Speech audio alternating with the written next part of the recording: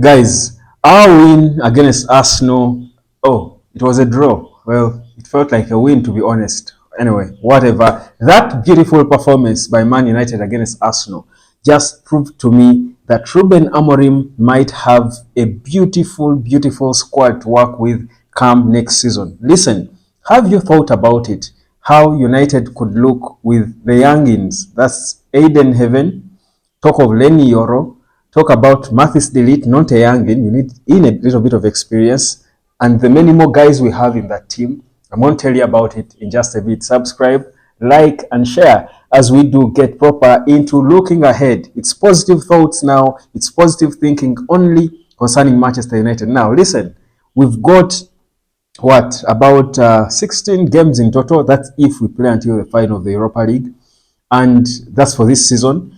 But for me, it doesn't even matter what results we get in all these games. For me, I'm now focused fully on trying to project into the future of Man United and what the current crop of players we have could give us. But after just seeing sneak peeks of the youngins, who we're all excited about, we've been advocating for the young players to be given a chance, and slowly by slowly, one after the other, Ruben Amorim is dropping them in there. I think the only youngsters we are yet to see now are Sekou Kone, of course, Russell, and a couple of others, of course, who are in the academy. But the little ones we've seen already, for me, have shown me that Man United could easily be exciting, even if they don't spend a lot of money. Listen, let's just look at what we have. Working with what we have now, without any new signing, next season, pre-season, all players fit.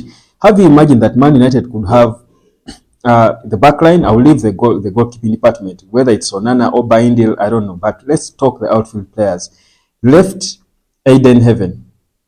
In central defense, Mathis Delete.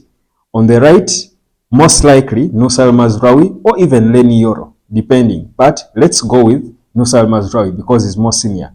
Go in the middle, you've got Manuel Ugarte, Toby Collier. For me, that's the ultimate midfield pairing we need.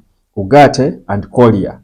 Then go on the wings, in the flanks. You have Patrick Dogu and Ahmad on the right. Then in 10, you have Garnacho and Bruno behind Chido Obi. That's one possibility. But remember, you need depth in the team. Now, let me show you the depth United will have, because in that starting 11 I've given you, there is no Kobe Maino. So imagine you can switch it a bit, pull Kobe Maino out, put Bruno pull Toby Collier out, pull Bruno next to Ugarte, then replace Bruno in 10 with Kobe Maino and Garnacho. Chido Obi up top. You've got a bench that has Joshua Zirkzee, you've got Rasmus Højlund on the bench, you've got Toby Collier on the bench. Now that's if Kobe is starting ahead of Collier. You've got Collier on the bench. Can you imagine? You've got Sekou Kone. We haven't seen Sekou Kone. Trust you me, Man United will be exciting. I actually feel that Man United could change and improve a lot with only one signing in the summer. One signing in the summer. And that signing could probably be a central midfielder or a wing back, a right wing back. I think, or even a goalkeeper. In fact, I'm beginning to feel now, by the way, that if you to rank the most important changes Man United needs to make in the summer, or signings United needs to make in the summer, a goalkeeper is fast becoming more important than all other outfield departments, if you think about it. Well, I don't want to base on the Onana performance against Arsenal, because I thought it was quite decent, to be honest. But generally, I think Onana might be one of the weakest links at United now, currently in this senior team. The other departments, in terms of goal scorers and stuff, where there are issues, the solutions could be within, because I still strongly believe Chido Obi could be an ultimate solution to the number 9 problem. I still think Man United might want to give Rasmus Højlund a little bit more time. So they might not spend money in that department. But even if they did, it might not be much. So if you go down proper and you see which departments United or Amorim needs to work on, clearly, Andre Onana has got to be either step up his game, or United has got to find a more serious goalkeeper. When that happens, you've got a back line that is quite solid. You've got Lenny Yoro, you've got Harry Maguire, you've got Delete, you've got Lisandro Martinez, you've got Aiden Heaven. All these centre backs are good enough to give you what you want. In the middle, maybe that's where the other key department, where perhaps we're not so sure with of the right partner for Ugarte, because Toby Collier probably is a replacement for Ugarte, not more of a partner. The two of them together perhaps doesn't sit quite well to the eye, doesn't look quite well to the eye, pleasant to the eye. Perhaps there is a different profile of a midfielder that United needs.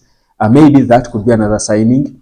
But a wing back maybe for depth in terms of other young wing back. Of course, on the left we've got the young Chero Poteno boy coming in.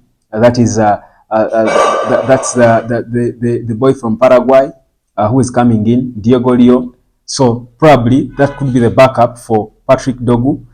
This side where Ahmad plays as a wing back, perhaps Amorim might want to push Ahmad as a 10 and bring a replacement for Ahmad. But either way, you look at it and see that Man United, with only enough money to sign 2 or perhaps 3 new players in the summer, Amorim's team might look completely different. Isn't that exciting? For me, that's all I can look at and focus on. Man United is not in a bad place at all if you look at it. And we might think most of the signings we have are not Amorim signings, but think about it critically, and if you feel actually most of the young players, most of the players that Amorim might want to rely on are not exactly Ten Hag players. They are more of young players signed by the club, not for a specific manager. So for me, that's where I have all the hope in the coming season, and I will tell you, Manchester United has got the potential to shock teams. You see how Chelsea shocked us this season? Man United might shock people next season, not by competing for the title, but by playing and outperforming everyone for the most part of the season, like Chelsea did, especially from the start of it. So for me, that's the hope that I have in this Ruben Amorim project. Let me know what you think and which youngster excites you the most. To me, to be honest, right now, I'm very excited. Of course, Heaven looks good, but I'm very excited about Chido Obi and what he can do, what he can turn out to be, what he could become. For me, he's the biggest excitement for me, for Manchester United in the future. But early days, guys, it's a matter of time. Let's wait and see what the beautiful game will bring when it comes to United as Ineos continue to change things around this beloved club. Like, share, subscribe, drop a comment. Which kid excites you the most about Manchester United? Cheers.